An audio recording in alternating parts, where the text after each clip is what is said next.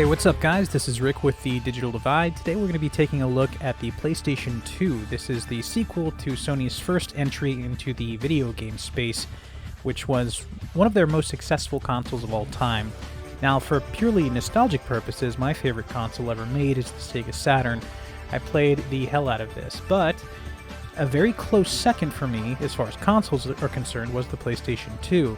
I can't overstate how influential this console is and how much it changed the industry as a whole. It really revolutionized console gaming.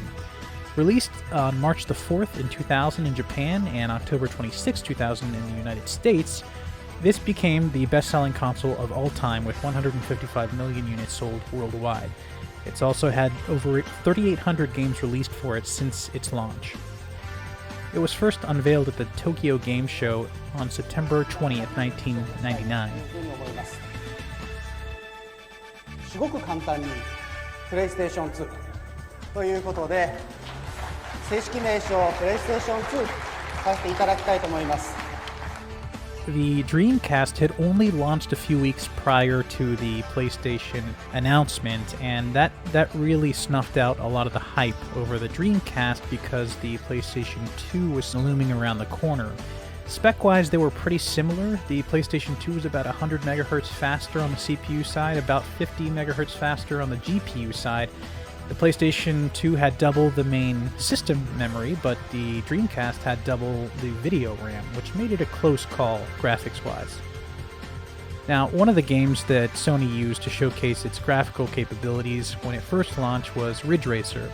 This is a staple for Sony and has released alongside almost every console they've ever put out. You can see here that the quality of the models that are running in-engine were a step ahead anything we've seen before, and they were almost comparable to Pixar stuff like the first Toy Story movie at the time.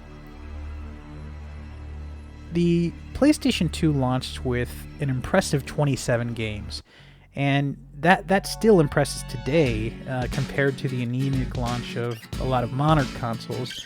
Some of the standouts for me were Time Splitters, Tekken Tag Tournament, among others.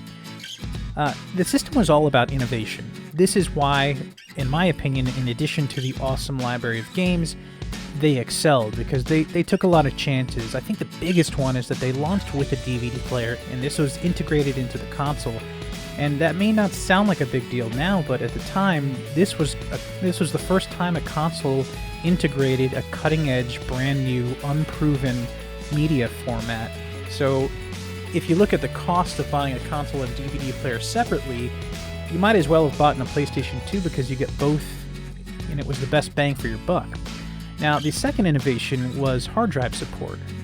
If I'm not mistaken, this is the first time in console history that a console supported an off-the-shelf hard drive that you can just plop into the system and use for some games. Specifically, I think Final Fantasy Online was the one that used this.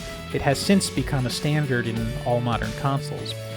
Also, they launched with the PlayStation iToy, which was before Kinect and did much of the same thing.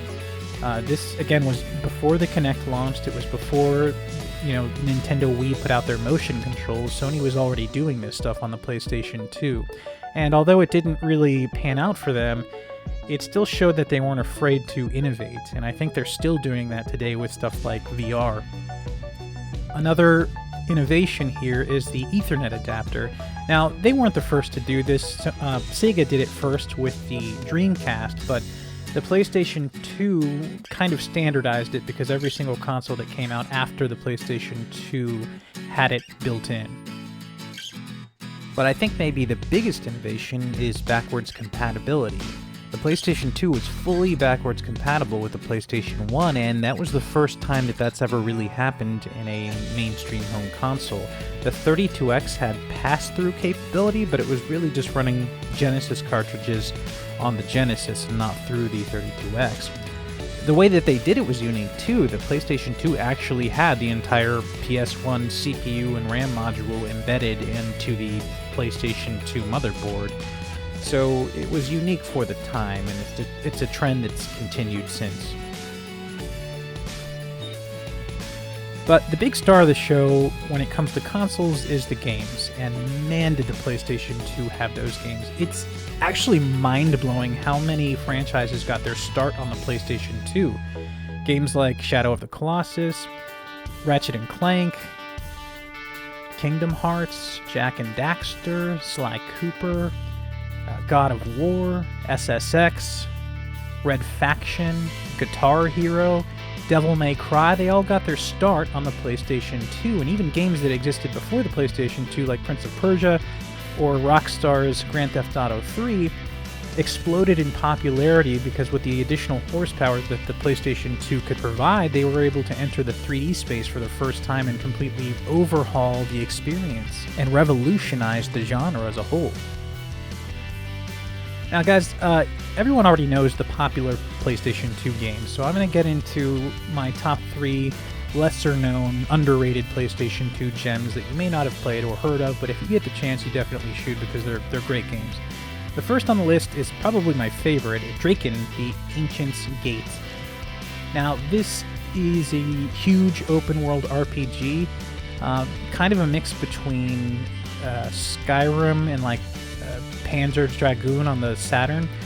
You're mostly on foot, running around this huge, beautifully rendered world, going through dungeons and what have you, but there are also segments where you're flying on the back of your dragon, and there's a lot of aerial combat. This, to this day, is one of my favorite games ever made, and I really wish they would port this to newer generation systems or just remaster it. It would make me so happy because I'd love to play through this entire game again if I could, but currently there's no way to do that.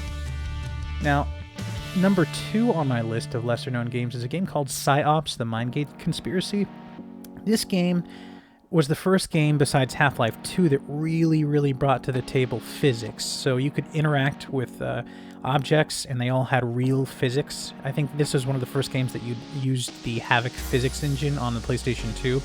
It's basically the first version of Control. If you've played Control recently, it's very much like that, but all the way back when PlayStation 2 was a thing. So it innovated quite a bit when it first came out, and I was blown away when I played it. Also had a great soundtrack.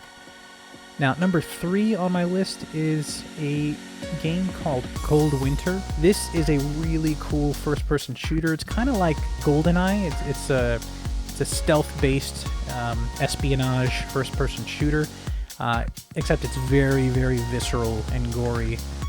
If you shoot people in the head, there's a lot of weight behind the way they fall. As you can see there, blood spurts off the top of their head. It's a bit much, but at the time, I thought the physics engine behind this and the lighting and the overall gameplay was just head over heels anything else that was on the PlayStation 2 at the time.